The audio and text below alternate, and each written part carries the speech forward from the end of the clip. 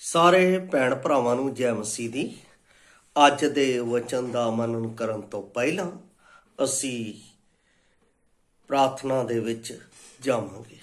ਦਿਆਲੂ ਪ੍ਰਭੂ, ਅਸੀਂ ਤੇਰਾ ਧੰਨਵਾਦ, ਤੇਰੀ ਮਹਿਮਾ, ਤੇਰੀ ਵਡਿਆਈ, ਤੇਰੀ ਉਸਤਤ ਕਰਦੇ ਹਾਂ।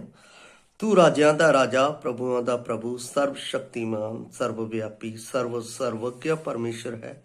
ਤੂੰ ਸਾਨੂੰ ਕਦੇ ਛੱਡਦਾ ਨਹੀਂ, ਕਦੇ ਤਿਆਗਦਾ ਨਹੀਂ, ਹਮੇਸ਼ਾ ਸਾਡੇ ਨਾਲ ਵਫਾਦਾਰ ਰਹਿਣਾ ਹੈ ਅਤੇ ਦਿਨ ਪ੍ਰਤੀ ਦਿਨ ਆਪਣੇ ਕੀਤੇ ਹੋਏ ਕਾਰਜਾਂ ਦੇ ਰਾਹੀਂ ਸਾਡੇ ਜੀਵਨ ਤੋਂ ਧੰਨਵਾਦ ਲੈਣਾ ਹੈ। ਅੱਜ ਤੇਰੀ ਜੈ ਅਤੇ ਪੁਨਰਥਾਨ ਦਾ ਦਿਨ ਹੈ, ਜਿਸ ਵਿੱਚ ਅਸੀਂ ਪਰਮੇਸ਼ਰ ਪਿਤਾ ਰਜੂ ਦੀਆਂ ਭੇਂਟਾਂ ਤੇਰੇ ਹਜ਼ੂਰ ਵਿੱਚ ਲਿਆ ਕੇ ਤੈਨੂੰ ਅਰਪਿਤ ਕਰਦੇ ਹਾਂ, ਜਿਸ ਤੋਂ ਤੂੰ ਪ੍ਰਸੰਨ ਹੁੰਦਾ ਹੈ। ਔਰ ਮਨੁੱਖ ਦਾ ਰਿਣ ਇਹੋ ਹੈ ਕਿ ਪਰਮੇਸ਼ਰ ਦੇ ਕੀਤੇ ਹੋਏ ਕਾਰਜਾਂ ਦਾ ਧੰਨਵਾਦ ਕਰੇ ਅਤੇ ਉਸ ਦੇ ਨਾਮ ਨੂੰ ਉੱਚਾ ਕਰੇ। ਪਰਮੇਸ਼ਰ, ਤੇਰੇ ਇਸ ਵਚਨ ਦੇ ਰਾਹੀਂ ਅੱਜ ਅਸੀਂ ਪਰਮੇਸ਼ਰ ਪਿਤਾ ਤੇਰੇ ਕੀਤੇ ਹੋਏ ਕੰਮਾਂ ਦਾ ਧੰਨਵਾਦ ਤੇਰੇ ਵਚਨ ਦੇ ਰਾਹੀਂ ਕਰਾਂਗੇ, ਜਿਸ ਦੇ ਨਾਲ ਤੇਰਾ ਨਾਮ ਉੱਚਾ ਹੋ ਸਕੇ। ਅਜਿਹਾ ਹੋਣ ਦੇ ਲਈ ਸਾਡੀ ਮਦਦ ਕਰ ਔਰ ਇਸ ਵਚਨ ਨੂੰ ਸੁਣਨ ਵਾਲੇ ਅਤੇ ਬੋਲਣ ਵਾਲੇ ਦੇ ਰਾਹੀਂ ਤੇਰੇ ਹੀ ਜੀਵਨ ਨੂੰ ਧੰਨਵਾਦ ਪਰਮੇਸ਼ਰ ਦਾ ਪ੍ਰਸਤੁਤ ਹੋ ਸਕੇ ਔਰ ਤੇਰੇ ਨਾਮ ਦੀ ਵਡਿਆਈ ਹੋਵੇ। ਇਹ ਬੇਨਤੀ ਮੁਕਤੀ ਦਾਤੇ ਪ੍ਰਭੂ ਯਿਸੂ ਮਸੀਹ ਦੇ ਪਵਿੱਤਰ ਤੇ ਸਮਰਥੀ ਨਾਮ ਚ ਮੰਗਦੇ ਹਾਂ, ਆਮੀਨ। ਪਿਆਰੇ ਅਜ਼ੀਜ਼, ਅੱਜ ਸਾਡੇ ਵਿੱਚ ਪ੍ਰਭੂ ਦੇ ਜੈ ਦਾ ਦਿਨ ਹੈ, ਜਿਸ ਦੇ ਲਈ ਅਸੀਂ ਉਸ ਦੀ ਮਹਿਮਾ ਦੇ ਲਈ ਉਸ ਦੇ ਹਜ਼ੂਰ ਵਿੱਚ ਉਸ ਦੇ ਨਾਲ ਰੂਬਰੂ ਹਾਂ। ਬਹੁਤ ਸਾਰੇ ਲੋਕ ਅੱਜ ਦੇ ਦਿਨ ਨੂੰ, ਜਿਹੜਾ ਉਸ ਦੀ ਭਗਤੀ ਦਾ ਹੈ, ਜਿਹੜਾ ਉਸ ਦੀ ਵਡਿਆਈ ਦਾ ਹੈ, ਜਿਹੜਾ ਉਸ ਦੀ ਇੱਜ਼ਤ ਦਾ ਹੈ, ਉਸ ਨੂੰ ਛੱਡ ਕੇ ਉਹ ਦੁਨੀਆਦਾਰੀ ਦੇ ਕੰਮਾਂ ਦੇ ਵਿੱਚ ਵਿਵਸਥਿਤ ਹੋ ਚੁੱਕੇ ਆ। ਕੋਈ ਆਪਣੇ ਵਿਆਹਾਂ ਦੇ ਵਿੱਚ, ਕੋਈ ਕਿਸੇ ਕਾਰਜਾਂ ਦੇ ਵਿੱਚ, ਕੋਈ ਕਿਸੇ ਤਰੀਕੇ ਨਾਲ, ਕੋਈ ਪਿਕਨਿਕ ਦੇ ਵਿੱਚ, ਕੋਈ ਕਿਸ ਤਰੀਕੇ ਨਾਲ ਪਰਮੇਸ਼ਰ ਦੀ ਵਡਿਆਈ ਤੋਂ ਦੂਰ ਹੋ ਚੁੱਕਾ ਹੈ। ਪਰ ਪਰਮੇਸ਼ਰ ਸਾਨੂੰ ਆਪਣੀ ਆਰਾਧਨਾ ਦੇ ਲਈ, ਆਪਣੀ ਉਪਾਸਨਾ ਦੇ ਲਈ ਸਾਨੂੰ ਆਪਣੇ ਕੋਲ ਲੈ ਕੇ ਆਉਂਦਾ ਹੈ। ਜਿਹੜੇ ਉਸ ਦੇ ਵਚਨ ਦੇ ਨਾਲ ਪਿਆਰ ਕਰਦੇ ਨੇ, ਜਿਹੜੇ ਉਸ ਦੇ ਕੀਤੇ ਹੋਏ ਕਾਰਜਾਂ ਦੇ ਨਾਲ ਪਿਆਰ ਕਰਦੇ ਨੇ, ਜਿਹੜੇ ਉਸ ਦੀ ਕੀਤੀ ਹੋਈ ਭਲਾਈ ਦੇ ਨਿਮਿਤ ਉਸ ਦੇ ਅੱਗੇ ਧੰਨਵਾਦੀ ਨੇ, ਉਹ ਪਰਮੇਸ਼ਰ ਦੀ ਹਜ਼ੂਰੀ ਵਿੱਚ ਆ ਕੇ ਪਰਮੇਸ਼ਰ ਦੇ ਨਾਮ ਦਾ ਧੰਨਵਾਦ ਅਤੇ ਮਹਿਮਾ ਅਤੇ ਵਡਿਆਈ ਕਰਦੇ ਆ। ਅਤੇ ਉਹਨਾਂ ਦੇ ਜੀਵਨ ਦੇ ਵਿੱਚ ਹਮੇਸ਼ਾ ਇਹੋ ਹੀ ਤਾਂਘ ਹੁੰਦੀ ਹੈ ਕਿ ਮੈਂ ਪਰਮੇਸ਼ਰ ਦਾ ਰਿਣ ਕਿਸ ਤਰ੍ਹਾਂ ਚੁਕਾ ਸਕਦਾ, ਮੈਂ ਪਰਮੇਸ਼ਰ ਦਾ ਕਰਜ਼ ਨਹੀਂ ਚੁਕਾ ਸਕਦਾ ਹਾਂ ਜੋ ਪਰਮੇਸ਼ਰ ਨੇ ਮੇਰੇ ਨਾਲ ਸਵਰਗ ਤੋਂ ਸਵੈਂ ਮਨੁੱਖੀ ਰੂਪ ਧਾਰ ਕੇ ਮਸੀਹ ਯਸੂ ਦੇ ਵਿੱਚ ਮੇਰੇ ਪਾਪਾਂ ਦਾ ਕਰਜ਼ ਅਤੇ ਰਿਣ ਅਦਾ ਕੀਤਾ ਹੈ। ਇਹ ਬੜੀ ਅਦਭੁਤ ਅਤੇ ਮਹਿਮਾ ਅਤੇ ਵਡਿਆਈ ਯੋਗ ਗੱਲ ਹੈ, ਜਿਸ ਨੂੰ ਅਸੀਂ ਪਰਮੇਸ਼ਰ ਦੀ ਕੀਤੀ ਹੋਈ ਭਲਾਈ ਦੇ ਨਿਮਿਤ ਉਸ ਦਾ ਧੰਨਵਾਦ ਕਰਦੇ ਹਾਂ। ਪਰਮੇਸ਼ਰ ਨੇ ਮੇਰੇ ਨਾਲ ਪਿਆਰ ਕੀਤਾ ਹੈ ਆਪਣਾ ਜੀਵਨ ਦੇ ਕੇ। ਕੋਈ ਵੀ ਇਸ ਤਰ੍ਹਾਂ ਦਾ ਪਿਆਰ ਅੱਜ ਦੁਨੀਆ ਦੇ ਵਿੱਚ ਸਾਡੇ ਨਾਲ ਨਹੀਂ ਕਰ ਸਕਦਾ। ਕੌਣ ਹੈ ਜਿਹੜਾ ਤੁਹਾਡੇ ਪਾਪਾਂ ਦੇ ਲਈ ਆਪਣੀ ਜਾਨ ਦੇ ਸਕਦਾ ਹੈ? ਕੌਣ ਹੈ ਜਿਹੜਾ ਤੁਹਾਡੀ ਬੁਰਾਈ ਦੀ ਜਗ੍ਹਾ ਦੇ ਉੱਤੇ ਖੜਾ ਹੋ ਕੇ ਉਸ ਸਜ਼ਾ ਨੂੰ ਭੁਗਤ ਸਕਦਾ ਹੈ? ਕੌਣ ਹੈ ਜਿਹੜਾ ਤੁਹਾਡੇ ਪਾਪਾਂ ਦੇ ਨਿਮਿਤ ਆਪਣੇ ਸਰੀਰ ਨੂੰ ਤੋੜੇ ਜਾਣ ਦੇ ਲਈ, ਤਸੀਹੇ ਝੱਲਣ ਦੇ ਲਈ ਦੇ ਸਕਦਾ ਹੈ? ਕੋਈ ਵੀ ਅਜਿਹਾ ਨਹੀਂ ਹੈ। ਧਰਮੀ ਦੇ ਲਈ ਤਾਂ ਹਰ ਕੋਈ ਆਪਣੀ ਜਾਨ ਦੇਣ ਨੂੰ ਤਿਆਰ ਹੋ ਜਾਂਦਾ ਹੈ। ਚੰਗੇ ਭਲੇ ਦੇ ਲਈ ਹਰ ਕੋਈ ਚੱਲਣ ਨੂੰ ਤਿਆਰ ਹੋ ਜਾਂਦਾ ਹੈ। ਹਰ ਕੋਈ ਆਪਣਾ ਅਜਿਹੇ ਵਿਅਕਤੀ ਦੇ ਲਈ ਜਿਸ ਦਾ ਚੰਗਾ ਚਰਿੱਤਰ ਹੈ ਉਸ ਦੇ ਨਾਲ ਖੜਾ ਹੋਣ ਨੂੰ ਤਿਆਰ ਹੋ ਜਾਂਦਾ ਹੈ। ਪਰ ਪਾਪੀ ਦੇ ਲਈ ਕੌਣ ਹੈ? ਕੋਈ ਵੀ ਨਹੀਂ, ਸਿਵਾਏ ਪਰਮੇਸ਼ਵਰ ਦੇ ਪੁੱਤਰ ਪ੍ਰਭੂ ਯਿਸੂ ਮਸੀਹ ਤੋਂ। ਮੈਂ ਆਪ ਦੇ ਨਾਲ ਉਸ ਵਚਨ ਨੂੰ ਪੜ੍ਹਨ ਜਾ ਰਿਹਾ ਹਾਂ, ਜਿਹੜਾ ਪਰਮੇਸ਼ਰ ਦੇ ਧੰਨਵਾਦ ਨੂੰ ਪ੍ਰਗਟ ਕਰਦਾ ਹੈ। ਪਹਿਲਾ ਇਤਿਹਾਸ 16 ਅਧਿਆਏ ਉਸ ਦੀ 7 ਤੇ 8 ਆਇਤ ਨੂੰ ਮੈਂ ਪੜ੍ਹ ਰਿਹਾ ਹਾਂ। ਇਹ ਦਾਊਦ ਦਾ ਸ਼ੁਕਰਗੁਜ਼ਾਰੀ ਦਾ ਭਜਨ ਹੈ, ਗੀਤ ਹੈ, ਜਿਹੜਾ ਉਸ ਨੇ ਸਾਡੇ ਜੀਵਨ ਦੇ ਵਿੱਚ ਧੰਨਵਾਦ ਦੇ ਨਿਮਿਤ ਦਿੱਤਾ ਹੈ। ਕਹਿੰਦਾ ਹੈ, ਉਸੇ ਦਿਨ ਦਾਊਦ ਨੇ ਅਸ਼ਾਫ ਅਤੇ ਉਸਦੇ ਭਰਾਵਾਂ ਦੇ ਹੱਥ ਦੇ ਵਿੱਚ ਇਹ ਯਹੋਵਾ ਲਈ ਧੰਨਵਾਦ ਦਾ ਗੀਤ ਪਹਿਲਾਂ ਸੌਂਪ ਦਿੱਤਾ। ਯਹੋਵਾ ਦਾ ਧੰਨਵਾਦ ਕਰੋ, ਉਹਦਾ ਨਾਮ ਲੈ ਕੇ ਪੁਕਾਰੋ, ਉਮਤਾਂ ਵਿੱਚ ਉਹਦੇ ਕਾਰਜਾਂ ਨੂੰ ਪ੍ਰਗਟ ਕਰੋ।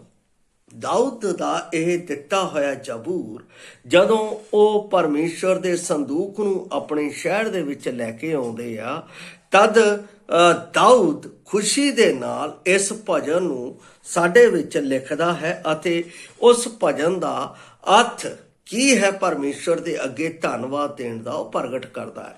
ਕਹਿੰਦਾ ਯਹੋਵਾ ਦਾ ਧੰਨਵਾਦ ਕਰੋ, ਉਸ ਦਾ ਨਾਮ ਲੈ ਕੇ ਉਸ ਨੂੰ ਪੁਕਾਰੋ। ਯਹੋਵਾ ਦਾ ਧੰਨਵਾਦ ਕਰਨ ਦਾ ਮੀਨਿੰਗ ਉਹ ਦੱਸਦਾ ਹੈ। ਜਦੋਂ ਅਸੀਂ ਇਸ ਜ਼ਬੂਰ ਨੂੰ ਪੜ੍ਹਦੇ ਹਾਂ, ਦਾਊਦ ਉਸਤਤ ਅਤੇ ਧੰਨਵਾਦ ਦੀ ਇਸ ਕਿਸਮ ਦਾ ਇਸਤੇਮਾਲ ਇਸਰਾਇਲ ਦੇ ਪਰਮੇਸ਼ਵਰ ਦੇ ਅਦਭੁਤ ਅਤੇ ਦਇਆ ਵਾਲੇ ਕੰਮ ਨੂੰ ਮਨਾਉਣ ਲਈ ਕਰਦਾ ਹੈ। ਮੇਰਾ ਇਸ ਦੇ ਨਾਲ ਵਿਸ਼ਾ ਇਹੋ ਹੈ, ਪਰਮੇਸ਼ਵਰ ਦੇ ਅਦਭੁਤ ਅਤੇ ਦਇਆ ਦੇ ਕੰਮ ਦਾ ਧੰਨਵਾਦ।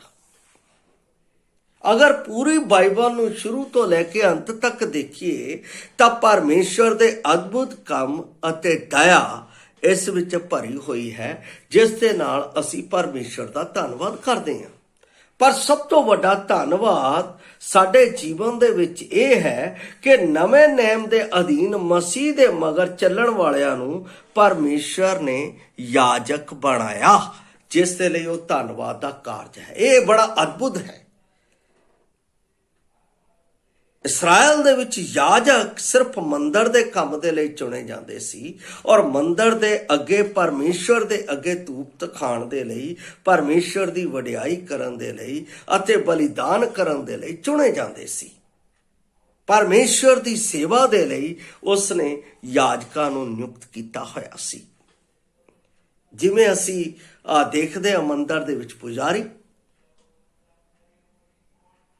ਹਰ ਇੱਕ ਜਗ੍ਹਾ ਦੇ ਉੱਤੇ ਕਿਸੇ ਨਾ ਕਿਸੇ ਵਿਅਕਤੀ ਨੇ ਪਰਮੇਸ਼ਵਰ ਦੀ ਭਗਤੀ ਦੇ ਲਈ, ਜਿਹੜੇ ਸੱਚੇ ਪਰਮੇਸ਼ਵਰ ਨੂੰ ਨਹੀਂ ਜਾਣਦੇ, ਉਹ ਵੀ ਆਪਣੇ ਜੀਵਨ ਦੇ ਵਿੱਚ ਪਰਮੇਸ਼ਵਰ ਦੇ ਲਈ ਇੱਕ ਅਲੱਗ ਪੂਜਾ ਦੇ ਵਿਅਕਤੀ ਨੂੰ ਨਿਯੁਕਤ ਕਰਦੇ ਆ। ਇਸੇ ਤਰ੍ਹਾਂ ਇਸਰਾਇਲ ਦੇ ਵਿੱਚ ਪਰਮੇਸ਼ਵਰ ਦੀ ਭਗਤੀ ਦੇ ਲਈ ਪਰਮੇਸ਼ਵਰ ਨੇ ਯਾਜਕਾਂ ਨੂੰ ਨਿਯੁਕਤ ਕੀਤਾ ਹੋਇਆ ਸੀ। ਪਰ ਨਵੇਂ ਨਿਯਮ ਦੇ ਵਿੱਚ ਜਦੋਂ ਅਸੀਂ ਆਉਂਦੇ ਹਾਂ, ਪੁਰਾਣੇ ਤੋਂ ਨਵੇਂ ਨਿਯਮ ਦੇ ਵਿੱਚ ਜਦੋਂ ਆਉਂਦੇ ਹਾਂ, ਤਾਂ ਪਰਮੇਸ਼ਵਰ ਨੇ ਸਾਨੂੰ ਆਪਣੀ ਭਗਤੀ ਦੇ ਲਈ ਚੁਣਨ ਦੇ ਲਈ ਆਪਣੇ ਪਿਆਰੇ ਪੁੱਤਰ ਦਾ ਸਰਫਰਾਹ ਕੀਤਾ। ਉਸ ਨੂੰ ਮੇਰੇ ਜੀਵਨ ਦੇ ਲਈ, ਮੇਰੇ ਪਾਪੀ ਜੀਵਨ ਨੂੰ ਪਵਿੱਤਰ ਕਰਨ ਦੇ ਲਈ ਉਸ ਨੂੰ ਕਲਵਰੀ ਕਰੂਸ ਦੇ ਉੱਤੇ ਬਲੀਦਾਨ ਹੋਣ ਲਈ ਦੇ ਦਿੱਤਾ ਕਿ ਉਸ ਦੇ ਬਲੀਦਾਨ ਦੇ ਰਾਹੀਂ ਮੈਂ ਪਵਿੱਤਰ ਕੀਤਾ ਜਾਵਾਂ ਅਤੇ ਪਰਮੇਸ਼ਵਰ ਦੀ ਮੈਂ ਸੱਚੀ ਅਤੇ ਜਿਉਂਦੀ ਭਗਤੀ ਕਰ ਸਕਾਂ। ਕਿੱਦਾਂ? ਯਾਜਕ ਬਣ ਕੇ। ਕਿੱਦਾਂ? ਯਾਜਕ ਬਣ ਕੇ। ਮੈਂ ਉਸ ਦੇ ਲਈ ਪਤਰਸ ਦੀ ਪੁਸਤਕ, ਪਹਿਲਾ ਪਤਰਸ, ਉਸ ਦਾ 2 ਅਧਿਆਏ, ਉਸ ਦੀ ਪਹਿਲਾ ਮੈਂ 9 ਆਇਤ ਨੂੰ ਪੜਾਂਗਾ। ਕਹਿੰਦਾ, ਪਰ ਤੁਸੀਂ ਚੁਣਿਆ ਹੋਇਆ ਵੰਸ਼, ਯਾਜਕਾਂ ਦੀ ਸ਼ਾਹੀ ਮੰਡਲੀ, ਪਵਿੱਤਰ ਕੌਮ, ਪਰਮੇਸ਼ਵਰ ਦੀ ਖਾਸ ਪ੍ਰਜਾ ਹੈ ਹੋ। ਭਾਈ ਤੁਸੀਂ ਉਹਦਿਆਂ ਗੁਣਾਂ ਦਾ ਪ੍ਰਚਾਰ ਕਰੋ ਜਿਹਨੇ ਤੁਹਾਨੂੰ ਹਨੇਰੇ ਤੋਂ ਅਚਰਜ ਕੰਮ ਦੇ ਲਈ ਸੱਦ ਲਿਆ। ਪਰਮੇਸ਼ਵਰ ਦਾ ਚੁਣਿਆ ਹੋਇਆ ਵੰਸ਼, ਪਰਮੇਸ਼ਵਰ ਦੇ ਚੁਣੇ ਹੋਏ ਯਾਜਕ ਪਰਮੇਸ਼ਵਰ ਨੇ ਚੁਣਿਆ। ਜੇ ਮੈਂ ਇਸ ਦੀ 5 ਆਇਤ ਨੂੰ ਪੜ੍ਹਾਂ, ਜਿਹੜਾ ਭਗਤੀ ਦੇ ਲਈ ਸਮਰਪਿਤ ਕੀਤਾ ਗਿਆ ਵਚਨ ਹੈ, ਉਹ ਹੈ ਪਹਿਲਾ ਪਤਰਸ 2:5। ਲਿਖਿਆ, ਤੁਸੀਂ ਆਪ ਜਿਉਂਦੇ ਪੱਥਰਾਂ ਦੀ ਨਿਆਈ ਹੋ ਕੇ ਆਤਮਕ ਘਰ ਉਸਰਦੇ ਜਾਓ, ਭਾਈ ਯਾਜਕਾਂ ਦੀ ਪਵਿੱਤਰ ਮੰਡਲੀ ਬਣੋ। ਯਾਜਕਾਂ ਦੀ ਪਵਿੱਤਰ ਮੰਡਲੀ ਬਣੋ ਤਾਂ ਜੋ ਤੁਸੀਂ ਉਹ ਆਤਮਿਕ ਬਲੀਦਾਨ ਚੜਾਓ ਜਿਹੜੇ ਯਿਸੂ ਮਸੀਹ ਦੇ ਰਾਹੀਂ ਪਰਮੇਸ਼ਵਰ ਨੂੰ ਪਾਉਂਦੇ ਆ। ਕਿੰਨਾ ਅਦਭੁਤ ਕੰਮ ਪਰਮੇਸ਼ਵਰ ਨੇ ਮੇਰੇ ਲਈ ਆਪਣੇ ਪਿਆਰੇ ਪੁੱਤਰ ਦੀ ਕੁਰਬਾਨੀ ਦੇ ਰਾਹੀਂ ਕੀਤਾ ਹੈ। ਇਹ ਕੋਈ ਆਮ ਚੀਜ਼ ਨਹੀਂ ਹੈ। ਪੁਰਾਣੇ ਨਿਯਮ ਵਿੱਚ ਯਾਜਕਾਈ ਇੱਕ ਯੋਗ ਘੱਟ ਗਿਣਤੀ ਤੱਕ ਹੀ ਸੀਮਤ ਸੀ। ਇਸਰਾਇਲ ਦੇ ਲੇਵੀ ਦੇ ਗੋਤ ਅਰਥਾਤ ਪਰਿਵਾਰ ਵਿੱਚੋਂ ਹਾਰੂਨ ਦੀ ਸੰਤਾਨ, ਉਹਨਾਂ ਨੂੰ ਵਿਲੱਖਣ ਜ਼ਿੰਮੇਵਾਰੀ ਪਰਮੇਸ਼ਵਰ ਅਤੇ ਉਸ ਦੇ ਲੋਕਾਂ ਦੇ ਬਦਲੇ ਵਿੱਚ ਬਲੀਦਾਨ ਚੜਾਉਣ ਅਤੇ ਪਰਮੇਸ਼ਵਰ ਦੀ ਸੰਭਵੀ ਲੋਕਾਂ ਦੇ ਵਿਚਕਾਰ ਸੰਚਾਰ ਨੂੰ ਸੰਭਵ ਬਣਾਉਣਾ ਸੀ। ਪਰਮੇਸ਼ਵਰ ਨੇ ਹਾਰੂਨ ਦੇ ਕੁੱਲ ਨੂੰ ਆਪਣੀ ਭਗਤੀ ਦੇ ਲਈ ਚੁਣਿਆ ਹੋਇਆ ਸੀ, ਠਹਿਰਾਇਆ ਹੋਇਆ ਸੀ। ਜੇ ਅਸੀਂ ਇਸ ਨੂੰ ਵੇਖੀਏ ਤਾਂ 25 ਕੂਚ ਦੇ 25 ਅਧਿਆਏ ਤੋਂ ਲੈ ਕੇ 28 ਅਧਿਆਏ ਤੱਕ ਯਾਜਕਾਂ ਦਾ ਚੁਣਾਵ ਕਿੱਦਾਂ ਕੀਤਾ ਗਿਆ ਉਹ ਸਾਫ਼ ਰੀਤੀ ਨਾਲ ਦੱਸਿਆ ਗਿਆ। ਪਰਮੇਸ਼ਵਰ ਦੀ ਭਗਤੀ ਦੇ ਲਈ, ਪਰਮੇਸ਼ਵਰ ਦੀ ਆਰਾਧਨਾ ਦੇ ਲਈ, ਪਰਮੇਸ਼ਵਰ ਦੀ ਉਪਾਸਨਾ ਦੇ ਲਈ ਅਸੀਂ ਉਸ ਵਿੱਚ ਇਹ ਸਭ ਗੱਲਾਂ ਦੇਖਦੇ ਹਾਂ। ਔਰ ਇਸ ਦੇ ਨਾਲ ਅਸੀਂ ਇਹ ਵੀ ਦੇਖਦੇ ਹਾਂ ਕਿ ਹੁਣ ਯਿਸੂ ਮਸੀਹ ਦੇ ਰਾਹੀਂ ਇੱਥੋਂ ਤੱਕ ਕਿ ਸੱਚੇ ਮਸੀਹੀ ਵੀ ਪਰਮੇਸ਼ਵਰ ਦੇ ਲਈ ਇੱਕ ਯਾਜਕ ਬਣਾਏ ਜਾਂਦੇ ਹਨ। ਇੱਕ ਯਾਜਕ ਬਣਾਏ ਜਾਂਦੇ ਹਨ। ਕਿੱਦਾਂ ਬਣਦੇ ਆ ਯਾਜਕ? ਜਦੋਂ ਮੈਂ ਇਹ ਮੰਨ ਲੈਂਦਾ ਹਾਂ ਕਿ ਪ੍ਰਭੂ ਯਿਸੂ ਮਸੀਹ ਮੇਰੇ ਪਾਪੀ ਦੇ ਲਈ ਮਾਰਿਆ ਗਿਆ, ਗੱਡਿਆ ਗਿਆ ਅਤੇ ਤੀਸਰੇ ਦਿਨ ਜੀ ਉੱਠਿਆ, ਹੁਣ ਉਹ ਮੇਰਾ ਪ੍ਰਭੂ ਹੈ। ਮੈਂ ਪਰਮੇਸ਼ਵਰ ਦੇ ਪੁੱਤਰ ਦੇ ਨਾਲ ਪਵਿੱਤਰ ਹੋ ਜਾਂਦਾ ਅਤੇ ਪਰਮੇਸ਼ਵਰ ਦੀ ਸੰਤਾਨ ਬਣ ਜਾਂਦਾ। ਜਿਹੜਾ ਮੇਰੇ ਅਤੇ ਪਰਮੇਸ਼ਵਰ ਦੇ ਵਿਚਕਾਰ ਪੜਦਾ ਸੀ, ਉਹ ਪੜਦਾ ਜਦੋਂ ਮੈਂ ਯਿਸੂ ਮਸੀਹ ਤੇ ਵਿਸ਼ਵਾਸ ਕਰਦਾ ਤਾਂ ਚੁੱਕ ਹੋ ਜਾਂਦਾ ਅਤੇ ਮੇਰੀ ਸੰਗਤ ਸਿੱਧੀ ਪਰਮੇਸ਼ਵਰ ਦੇ ਨਾਲ ਹੋ ਜਾਂਦੀ। ਹੁਣ ਜਦੋਂ ਮੈਂ ਪਰਮੇਸ਼ਵਰ ਦੇ ਸਨਮੁਖ ਆਪਣੇ ਧੰਨਵਾਦ ਜਿਹੜੇ ਪਰਮੇਸ਼ਵਰ ਪੁੱਤਰ ਦੇ ਕੀਤੇ ਹੋਏ ਅਦਭੁਤ ਕੰਮ ਮੇਰੇ ਜੀਵਨ ਦੇ ਵਿੱਚ ਹੋਏ ਆ, ਉਸ ਨੂੰ ਲੈ ਕੇ ਪਰਮੇਸ਼ਵਰ ਦੇ ਅੱਗੇ ਅਰਪਿਤ ਕਰਦਾ ਹਾਂ, ਤਾਂ ਪਰਮੇਸ਼ਵਰ ਆਪਣੇ ਪੁੱਤਰ ਦੇ ਉਸ ਬਲੀਦਾਨ ਨੂੰ ਜੋ ਉਸਨੇ ਮੇਰੇ ਲਈ ਦਿੱਤਾ, ਮੇਰੇ ਜੀਵਨ ਦੇ ਵਿੱਚ ਉਸ ਪੁੱਤਰ ਨੂੰ ਵੇਖ ਕੇ ਪਰਮੇਸ਼ਵਰ ਸਵੀਕਾਰ ਕਰਦਾ ਹੈ। ਕਿੰਨਾ ਅਦਭੁਤ ਹੈ ਕਿ ਪਰਮੇਸ਼ਵਰ ਨੇ ਆਪਣੇ ਪੁੱਤਰ ਦੇ ਬਲੀਦਾਨ ਦੇ ਰਾਹੀਂ ਮੈਨੂੰ ਸ਼ੁੱਧ ਅਤੇ ਪਵਿੱਤਰ ਕਰਕੇ, ਜਿਹੜਾ ਮੁਰਦਿਆਂ ਵਿੱਚੋਂ ਜੀ ਉੱਠਿਆ ਹੈ, ਉਸ ਦੇ ਰਾਹੀਂ ਮੈਨੂੰ ਪੂਰਾ ਕਵਰ ਕਰਕੇ ਮੈਂ ਉਸ ਦੇ ਪਿੱਛੇ ਛੁਪਿਆ ਹੋਇਆ। ਉਸ ਦੀ ਜਦੋਂ ਮੈਂ ਭਗਤੀ ਕਰਦਾ ਹਾਂ ਉਸ ਦੇ ਵਿੱਚ, ਤਾਂ ਪਰਮੇਸ਼ਵਰ ਉਸ ਨੂੰ ਪਰਿਵਾਨ ਕਰਦਾ ਹੈ। ਕਿੰਨਾ ਵੱਡਾ ਅਤੇ ਕਿੰਨਾ ਅਦਭੁਤ ਅਤੇ ਦਇਆ ਵਾਲਾ ਕੰਮ ਮੇਰੇ ਪਰਮੇਸ਼ਵਰ ਨੇ ਸਰਗ ਤੋਂ ਆਪਣੇ ਪੁੱਤਰ ਪ੍ਰਭੂ ਯਿਸੂ ਮਸੀਹ ਦੇ ਰਾਹੀਂ ਕੀਤਾ ਹੈ। ਕੀ ਉਹ ਧੰਨਵਾਦ ਦੇ ਯੋਗ ਨੇ? ਕੀ ਉਹ ਉਸਤਤ ਦੇ ਯੋਗ ਨੇ? ਅੱਜ ਲੋਕ ਧੰਨਵਾਦ ਕਿਸ ਚੀਜ਼ ਦਾ ਕਰ ਰਹੇ, ਉਹਨਾਂ ਨੂੰ ਇਹ ਨਹੀਂ ਪਤਾ ਹੈ। ਅੱਜ ਕਿਸ ਦਾ ਧੰਨਵਾਦ ਕਰਨਾ ਇਹੋ ਨਹੀਂ ਪਤਾ ਹੈ। ਕਿਸ ਦੀ ਵਡਿਆਈ ਕਰਨੀ ਇਹੋ ਨਹੀਂ ਪਤਾ ਹੈ। ਕਿਹਦੇ ਅੱਗੇ ਅਸੀਂ ਜਾ ਕੇ ਆਰਾਧਨਾ ਕਰਨੀ ਇਹੋ ਨਹੀਂ ਪਤਾ ਹੈ। ਅੱਜ ਕਰ ਕੀ ਰਹੇ ਹਾਂ? ਹਾਂ, ਅਸੀਂ ਪਰਮੇਸ਼ਵਰ ਦੀ ਵਰਸ਼ਿਪ ਕਰਾਂਗੇ, ਪਰਮੇਸ਼ਵਰ ਦੀ ਆਰਾਧਨਾ ਕਰਾਂਗੇ। ਈਵਨ ਦੈਨ ਪ੍ਰਚਾਰਕਾਂ ਤੱਕ ਨੂੰ ਵੀ ਇਹ ਨਹੀਂ ਪਤਾ ਹੈ ਸੱਚੀ ਆਰਾਧਨਾ ਕਿੱਦਾਂ ਹੁੰਦੀ ਹੈ। ਉਹ ਕੀ ਕਰਦੇ ਆ? ਸਵੇਰੇ ਆਉਂਦੇ ਆ, ਚਰਚ 'ਚ ਪ੍ਰਾਰਥਨਾ ਕਰਦੇ ਆ, ਜ਼ਬੂਰ ਪੜ੍ਹਦੇ ਆ ਅਤੇ ਗਾਣੇ ਸ਼ੁਰੂ ਕਰ ਦਿੰਦੇ ਆ। 3 ਘੰਟੇ 2 ਘੰਟੇ ਉਹਨਾਂ ਦੇ ਗਾਣੇ ਚੱਲਦੇ ਆ। ਕਹਿੰਦੇ ਇਹੋ ਵਰਸ਼ਿਪ ਹੈ, ਇਹੋ ਆਰਾਧਨਾ ਹੈ। ਆਰਾਧਨਾ ਦਾ ਮਤਲਬ ਹੈ ਪਰਮੇਸ਼ਵਰ ਨੂੰ ਦੇਣਾ, ਪਰਮੇਸ਼ਵਰ ਨੂੰ ਚੜਾਉਣਾ। 6 ਦਿਨ ਕੰਮ ਕਰ, 7ਵੇਂ ਦਿਨ ਉਹਦੀ ਬੰਦਗੀ। ਬੰਦਗੀ ਦਾ ਮਤਲਬ ਹੈ ਪਰਮੇਸ਼ਵਰ ਨੂੰ ਆਪਣਾ ਜੀਵਨ ਦੇਣਾ, ਜਿਸ ਤੋਂ ਪ੍ਰਸੰਨ ਹੁੰਦਾ ਹੈ। ਤੇ ਅਸੀਂ ਲੱਗੇ ਆ ਗੀਤ ਗਾਣ ਦੇ ਵਿੱਚ। ਫਿਰ ਉਸ ਤੋਂ ਉਪਰੰਤ ਕੀ ਕਰਦੇ ਆ? ਜਿਹੜੇ ਬਿਮਾਰ ਹੈ, ਜਿਹੜੇ ਦੁੱਖ ਦੇ ਵਿੱਚ ਹੈ, ਜਿਹੜੇ ਸੰਕਟ ਦੇ ਵਿੱਚ ਹੈ, ਉਹ ਅੱਗੇ ਆ ਜਾਓ, ਇਸ ਪਾਸੇ ਨੂੰ ਅਸੀਂ ਪ੍ਰਾਰਥਨਾ ਕਰਾਂਗੇ। ਜਾਂ ਉਹ ਆਪਣੇ ਹੱਥ ਖੜੇ ਕਰ ਦੇਣਾ, ਅਸੀਂ ਪ੍ਰਾਰਥਨਾ ਕਰਾਂਗੇ। That is worship? No, ਇਹ ਆਰਾਧਨਾ ਨਹੀਂ ਹੈ।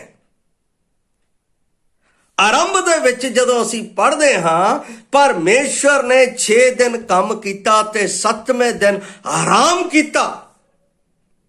ਉਸਨੇ ਉਸ ਨੂੰ ਆਪਣਾ ਆਰਾਧਨਾ ਦਾ ਸਮਾਂ, ਪਰਮੇਸ਼ਵਰ ਦੀ ਬੰਦਗੀ ਦਾ ਸਮਾਂ ਕਹਿ ਕੇ ਨਿਯੁਕਤ ਕੀਤਾ ਹੈ। ਜੇ ਤੁਸੀਂ ਧਿਆਨ ਨਾਲ ਉਹਨੂੰ, ਮੈਂ ਉਹਦੇ ਬਾਰੇ ਵੀ ਇੱਕ ਦਿਨ ਬੋਲਾਂਗਾ, ਉਹਦੇ ਬਾਰੇ ਵੀ ਆਪ ਨੂੰ ਦੱਸਾਂਗਾ।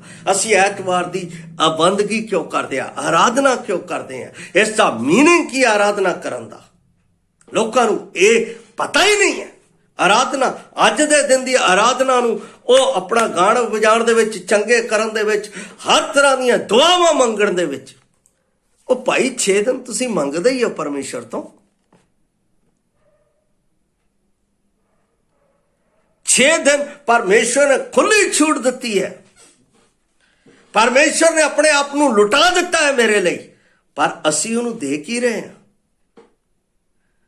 परमेश्वर रुपए पैसे का पक्का नहीं है, सोने चांदी का पक्का नहीं है। अगर बाइबल दे विच देखिए इसे पतरस दे 1:18-19 दे विच प्रभु की कहता है, क्यों जो तुसी जानदे हो भाई तुसी अकर्थ ताल तो जड़ी तुहाडे वड्डियां तो चली आउंदी है निस्तारा पाया, सो नाशवान वस्तां अर्थात सोने चांदी नाल नहीं, सगों मसीह दे अमोलक लहू दे नाल पाया, जिहड़ा नेक कलंक अते बेदाग लेले दी न्याई सी। परमेश्वर नू सोना चांदी नहीं चाहिए, ਉਹਦੇ ਕੋਲ ਉਹ ਜਿਹਨੇ सारी सृष्टि ਨੂੰ बनाया है, जिन्हें सारी खलकत ਨੂੰ रचिया है, जिसने ब्रह्मंड रचे है, ਉਹ परमेश्वर ਨੂੰ ਸਾਡੀਆਂ ਇਹਨਾਂ ਚੀਜ਼ਾਂ ਦੀ ਲੋੜ ਹੈ ਨਹੀਂ। ਉਹ ਕਹਿੰਦਾ ਆਪਣਾ ਦਿਲ ਧੰਨਵਾਦ ਦੇ ਨਾਲ ਮਸੀਹ ਯਸੂ ਦੇ ਵਿੱਚ ਮੇਰੇ ਕੋਲ ਲੈ ਕੇ ਆਓ, ਮੈਂ ਉਸ ਤੋਂ ਖੁਸ਼ ਹਾਂ। ਅਸੀਂ ਕੀ ਦੇ ਸਕਦੇ ਹਾਂ परमेश्वर ਨੂੰ? ਸਾਡਾ ਸਾਹ ਵੀ ਉਹਦਾ ਦਿੱਤਾ ਹੋਇਆ ਹੈ, ਸਾਡਾ ਜੀਵਨ ਵੀ ਉਹਦਾ ਦਿੱਤਾ ਹੋਇਆ ਹੈ, ਸਾਡੇ ਸਰੀਰ ਦੇ ਵਿੱਚ ਇੱਕ ਇੱਕ ਕਿਰਿਆ ਜੋ ਹੋ ਰਹੀ ਹੈ ਉਹ ਉਹਦੀ ਦਿੱਤੀ ਹੋਈ ਹੈ। ਸਾਡਾ ਕੀ ਹੈ? ਕੁਝ ਵੀ ਨਹੀਂ। ਅਸੀਂ ਕੀ ਦੇ ਸਕਦੇ ਹਾਂ? ਉਹਦੇ ਲਈ परमेश्वर ਇਬਰਾਨੀਆਂ ਦੀ ਪੁਸਤਕ ਦੇ ਵਿੱਚ ਜਦੋਂ ਮੈਂ ਜਾਣਾ ਹਾਂ ਤਾਂ ਉਸ ਦੇ ਵਿੱਚ परमेश्वर ਦਾ ਦਾਸ ਪੌਲਸ उस आराधना दे निमित्त की बोलता है, मैं आप दे लिए वो भी पढ़ रहा हाँ 15 दे। सो असी ओदे द्वारा उस्तत दा बलिदान अर्थात उन्हां बुल्लां दा फल जेड़े उस नाम नू मन लैंदे हन परमेश्वर दे अगे सदा चढ़ाया करिए। उस्तत दा बलिदान, महिमा दा बलिदान, परमेश्वर दे कीते हुए उपकारां दा बलिदान, जिस तो परमेश्वर खुश हुंदा है ਉਹ ਅਰਪਿਤ ਕਰੀਏ। ਇਹੋ ਚੀਜ਼ ਤਾਂ ਇੱਥੇ ਕਹਿ ਰਿਹਾ ਹੋ, ਅਸੀਂ ਪਰਮੇਸ਼ਵਰ ਨੂੰ ਅਰਪਿਤ ਕਰੀਏ, ਅਸੀਂ ਪਰਮੇਸ਼ਵਰ ਨੂੰ ਚੜਾਈਏ, ਪਰਮੇਸ਼ਵਰ ਦੀ ਮਹਿਮਾ ਕਰੀਏ। ਸਾਰੇ ਸੱਚੇ ਵਿਸ਼ਵਾਸੀਆਂ ਦੀ ਜਾਜਕਾਈ ਦਾ ਅਰਥ ਕੀ ਹੈ? ਨੰਬਰ 1, ਸਾਰੇ ਵਿਸ਼ਵਾਸੀ ਮਸੀਹ ਦੇ ਰਾਹੀਂ ਸਿੱਧੀ ਪਰਮੇਸ਼ਵਰ ਤੱਕ ਪਹੁੰਚ ਰੱਖਦੇ ਆ। ਯਾਜਕਾਂ ਦਾ ਸਿੱਧਾ ਪਰਮੇਸ਼ਵਰ ਦੇ ਨਾਲ ਗੱਲਬਾਤ ਕਰਨ ਦਾ ਉਹਨਾਂ ਨੂੰ ਪਰਮੇਸ਼ਵਰ ਨੇ ਮੌਕਾ ਦਿੱਤਾ ਸੀ। ਪਹਿਲੀ ਗੱਲ, ਸਾਡੀ ਪਹੁੰਚ ਸਿੱਧੀ ਪਰਮੇਸ਼ਵਰ ਦੇ ਨਾਲ ਹੁੰਦੀ ਹੈ।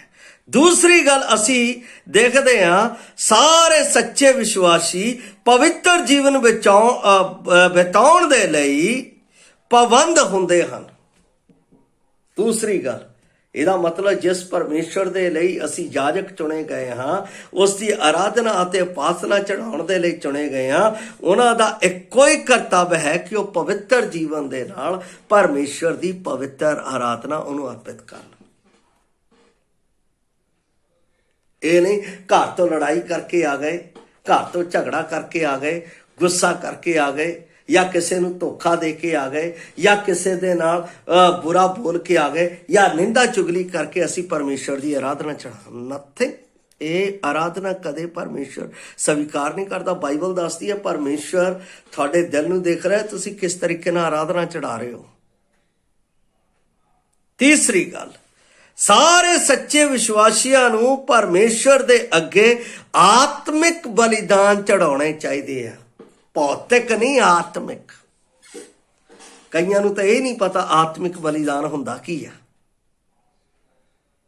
ਭੌਤਿਕ ਗੱਲਾਂ ਦਾ ਤਾਂ ਉਹਨਾਂ ਨੂੰ ਪਤਾ ਹੈ, ਚਲੋ ਦੁੱਧ ਲੈ ਜਾਓ, ਦਾਲ ਲੈ ਜਾਓ, ਲੱਸੀ ਲੈ ਜਾਓ, ਇਹ ਸਭ ਚੀਜ਼ਾਂ ਉੱਥੇ। ਪਰ ਪਰਮੇਸ਼ਰ ਨੂੰ ਆਤਮਿਕ ਬਲੀਦਾਨ ਕੀ ਹੈ?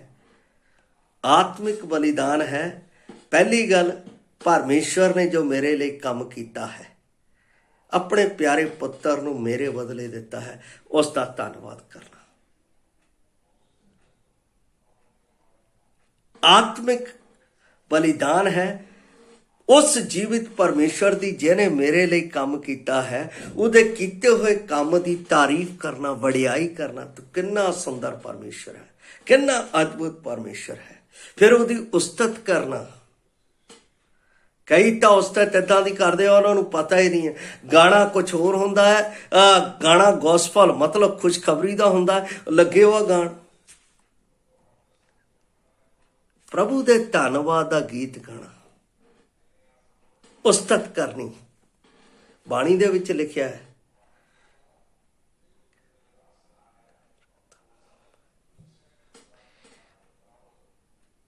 ਬਾਈਬਲ ਦੇ ਵਿੱਚ ਧੰਨਵਾਦ ਦੇ ਬਹੁਤ ਸਾਰੇ ਗੀਤ ਹੈ। हाँ, ਅਸੀਂ गीत गाने परम पिता की स्तुति गाएं, वो ही है जो बचाता हमें, सारे पापों को करता क्षमा, सारे रोगों से करता चंगा। ਉਹਦੇ ਵਿੱਚ ਹੋਰ ਗੀਤ ਹੈਗੇ ਆ, तू आंख है मेरी जान, मुबारक खुदा है, मुबारक खुदा है।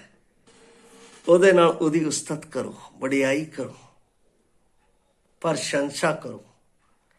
ਇਹ ਪਰਮੇਸ਼ਵਰ ਦੇ ਅੱਗੇ ਇਹ ਸ਼ਬਦ ਫੁੱਲਾਂ ਦੀ ਤਰ੍ਹਾਂ ਉਹਦੇ ਅੱਗੇ ਅਰਪਿਤ ਹੁੰਦੇ ਆ ਔਰ ਪਰਮੇਸ਼ਵਰ ਨੂੰ ਪ੍ਰਸੰਨ ਹੁੰਦੇ ਆ। ਸੱਚੀ ਆਰਾਧਨਾ ਅਰਪਿਤ ਜਦੋਂ ਅਸੀਂ ਕਰਦੇ ਹਾਂ ਤਾਂ ਪਰਮੇਸ਼ਵਰ ਦਾ ਮਨ ਬਾਗ-ਬਾਗ ਹੋ ਜਾਂਦਾ ਹੈ ਅਤੇ ਫਿਰ ਉਹ ਆਪਣੀ ਬਰਕਤ ਭਰਾਉਂਦਾ ਹੈ ਸੱਚੇ ਭਗਤ ਦੇ ਉੱਤੇ, ਸੱਚੇ ਆਰਾਧਕ ਦੇ ਉੱਤੇ, ਜਿਹੜਾ ਆਰਾਧਨਾ ਕਰਕੇ ਉਹਨੂੰ ਦਿੰਦਾ। ਇਸੇ ਕਰਕੇ ਤਾਂ ਦਾਊਦ ਨੇ ਸੱਚੀ ਆਰਾਧਨਾ ਕੀਤੀ ਔਰ ਸੱਚੀ ਆਰਾਧਨਾ ਕਰਕੇ ਕਹਿੰਦਾ, ਯਹੋਵਾ ਦਾ ਧੰਨਵਾਦ ਕਰੋ, ਉਹਦਾ ਨਾਮ ਲੈ ਕੇ ਪੁਕਾਰੋ, ਉਮਤਾਂ ਵਿੱਚ ਉਹਦੇ ਕਾਰਜਾਂ ਨੂੰ ਪ੍ਰਗਟ ਕਰੋ। ਪ੍ਰਗਟ ਕਰੋ ਕਿ ਪਰਮੇਸ਼ਰ ਨੇ ਮੇਰੇ ਲਈ ਕੀ ਕੀਤਾ। ਪਰਮੇਸ਼ਰ ਮੇਰੇ ਲਈ ਦਿਨ ਪ੍ਰਤੀ ਦਿਨ ਇੱਕ ਇੱਕ ਪਲ ਦੇ ਵਿੱਚ ਕੀ ਕਰ ਰਿਹਾ ਹੈ। ਧੰਨਵਾਦ ਕਰੋ। ਧੰਨਵਾਦ ਤਾਂ ਜ਼ਿੰਦਗੀ ਖਤਮ ਹੋ ਜਾਏਗੀ ਪਰ ਧੰਨਵਾਦ ਨਹੀਂ ਖਤਮ ਹੋਵੇਗਾ। ਇੰਨਾ ਧੰਨਵਾਦ ਹੈ ਪਰਮੇਸ਼ਰ ਦਾ। ਇਸ ਲਈ ਮੈਂ ਇਸ ਵਚਨ ਨੂੰ ਜਦੋਂ ਪੜ੍ਹਿਆ ਹੈ ਕਿ ਪਰਮੇਸ਼ਰ ਨੇ ਮੈਨੂੰ ਆਪਣੇ ਪੁੱਤਰ ਯਿਸੂ ਮਸੀਹ ਦੇ ਵਿੱਚ ਯਾਜਕ ਬਣਾਇਆ ਕਿ ਮੈਂ ਉਸ ਦੀ ਸੱਚੀ ਆਰਾਧਨਾ ਇੱਕ ਯਾਜਕ ਬਣ ਕੇ ਉਸ ਦੇ ਅੱਗੇ ਅਰਪਿਤ ਕਰਾਂ, ਉਸ ਦੇ ਅਦਭੁਤ ਕਾਰਜਾਂ ਅਤੇ ਉਸ ਦੇ ਦਇਆ ਨੂੰ ਉਪਕਾਰਾਂ ਦੇ ਵਿੱਚ ਧੰਨਵਾਦ ਦੇ ਨਾਲ ਪਰਮੇਸ਼ਰ ਦੇ ਅੱਗੇ ਪ੍ਰਸਤੁਤ ਕਰਾਂ, ਤਾਂ ਉਹ ਸੱਚਮੁੱਚ ਆਨੰਦਿਤ ਹੋਵੇਗਾ, ਸੱਚਮੁੱਚ ਉਸ ਨੂੰ ਸਵੀਕਾਰ ਕਰੇਗਾ। ਇਸ ਲਈ ਇਸ ਵਚਨ ਦੇ ਰਾਹੀਂ ਮੈਂ ਉਸ ਜਿਉਂਦੇ ਪਰਮੇਸ਼ਰ ਦੀ ਆਰਾਧਨਾ, ਉਸ ਦੇ ਆਰਾਧਨਾ ਦੇ ਵਿੱਚ ਧੰਨਵਾਦ, ਉਸ ਦੇ ਕੀਤੇ ਹੋਏ ਉਪਕਾਰਾਂ, ਅਦਭੁਤ ਕਾਰਜਾਂ ਦਾ ਜੋ ਉਸ ਨੇ ਆਪਣੇ ਪੁੱਤਰ ਦੇ ਵਿੱਚ ਕੀਤਾ ਹੈ, ਮੈਂ ਇਸ ਵਚਨ ਦੇ ਰਾਹੀਂ ਉਸ ਦਾ ਧੰਨਵਾਦ ਕਰਦਾ। ਤੁਸੀਂ ਵੀ ਇਸ ਦੇ ਰਾਹੀਂ ਉਸ ਦਾ ਧੰਨਵਾਦ ਕਰ ਸਕਦੇ ਹੋ। ਪਰਮੇਸ਼ਰ ਉਸ ਨੂੰ ਸਵੀਕਾਰ ਕਰੇਗਾ ਆਨੰਦ ਦੇ ਨਾਲ। ਪ੍ਰਭੂ ਆਪ ਨੂੰ ਇਸ ਵਚਨ ਦੇ ਨਾਲ ਉਸ ਦੀ ਆਰਾਧਨਾ ਕਰਨ ਦੇ ਲਈ ਮਦਦ ਕਰੇ। ਜੈ ਮਸੀਹ ਦੀ।